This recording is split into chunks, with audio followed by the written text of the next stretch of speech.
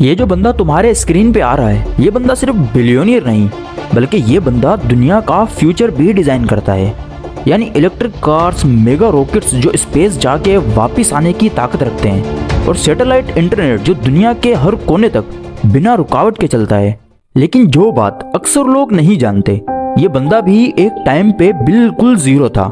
न पैसा, न पावर, न कनेक्शंस। यानी दुनिया के 85 से 90% लोगों की तरह, जहाँ शायद अभी तुम या तुम्हारे दोस्त हों। और अगर तुम ये वीडियो पूरी देखते हो तो क्या पता तुम्हें भी कुछ सीखने को मिल जाए जो तुम्हारी भी जिंदगी चेंज कर दे। तो वो कौन से राज हैं जो सिर्फ बिलियनियर ही जानते हैं? बताता हूँ, लेकिन पहले जिनको नहीं पता कि ये बंदा है कौन, तो उन्हें पहले बताना होगा। इसका नाम है एलोन मस्क, और ये इंसानों की ही एक प्रजाति है जो साउथ अफ्रीका में पैदा हुई। बचपन में वो बहुत ज्यादा इंट्रोवर्ट था, जैसा कि अक्सर बच्चे होते हैं, यानी तुम्हारे और मेरे जैसे। और इसी वजह से स्कूल में उसको तंग भी किया जाता था। एक बार तो इतना मारा गया कि हॉस्पिटल जाना पड़ा। उसके पेरेंट्स का डिवोर्स हो गया, फ्रेंड्स नहीं थे, जिंदगी इजी नहीं थी। जिंदगी से याद आया कि हर बंदे को अपनी जिंदगी मुश्किल ही लगती है, तुम्हें भी और मुझे भी। लेकिन उसके पास एक चीज थी जो बाकी सबसे अलग थी, एक इमेजिनेशन जो फ्यूचर में जीती थी। जब दूसरे बच्चे गेम्स में मसरूफ थे, तब एलोन बुक्स और कंप्यूटर में घुसा रहता था। यहाँ एक फैक्ट है कि बुक पढ़ना आसान काम नहीं, तो एलोन के पास यहाँ मेरे से तो ज्यादा एडवांटेज था, तुम्हारा पता नहीं। खैर, उसने 12 साल की उम्र में अपना पहला कंप्यूटर गेम बनाया और उसको सेल भी कर दिया। वहीं से उसके दिमाग में एक बात क्लियर हो गई कि ये नॉर्मल जिंदगी जीने के लिए पैदा नहीं हुआ। अब अगर हम अपनी अपनी जिंदगियों पर नजर डालें तो 12 साल की एज में हम क्या करते थे? मैं अपनी बात करूं तो मैंने 12 साल की एज में कंचे बहुत ज्यादा खेले हैं, यानी टाइम जाया किया। और तुमने क्या किया, कमेंट में जरूर बताना। इसके बाद एलोन ने डिसाइड किया कि उसको अमेरिका जाना है। वो कनाडा गया और फिर यूएसए।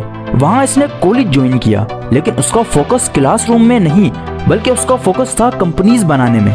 और ये ड्रीम पूरा हुआ जब एलोन मस्क ने फरवरी 1995 में सिर्फ 23 साल की उम्र में Zip2 कंपनी की स्टार्ट की।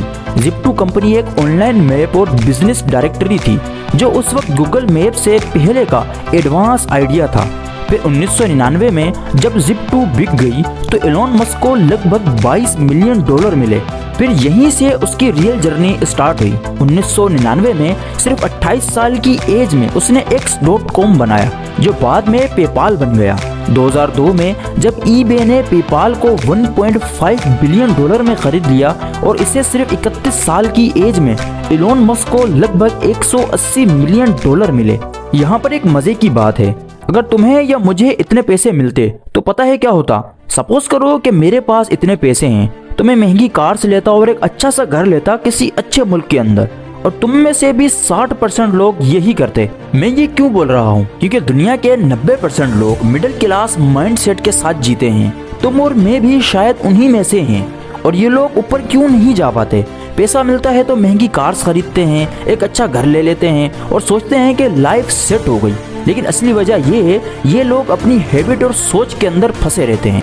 ये लोग शॉर्ट टर्म कंफर्ट के लिए डिसीजन लेते हैं, रिस्क लेने से डरते हैं, स्किल और नॉलेज में इन्वेस्ट ही नहीं करते, सिर्फ पैसा कमाते हैं खर्च करने के लिए।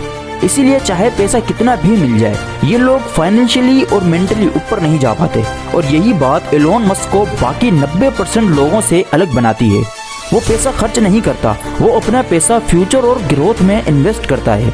और अगर तुम ये माइंडसेट समझ गए तो तुम भी उन 10% लोगों में शामिल हो सकते हो। और अब तुम सोच रहे होगे कि एलोन मस्क ने अपना पैसा कैसे लगाया, कैसे वो ऑलमोस्ट बैंकरप्ट हुआ और कैसे दुनिया का फ्यूचर चेंज भी किया। ये सब तुम्हें मिलेगा पार्ट 2 के अंदर, तो मिस मत करो। और चैनल को अभी सब्सक्राइब करो, बेल आइकन को दबाओ ताकि जैसे ही पार्ट 2 आए तुम्हें पहले पता चल जाए। और हाँ, अगर तुम सच में समझना चाहते हो कि एलोन जैसे लोग कैसे सोचते हैं तो पार्ट 2 जरूरी देखना।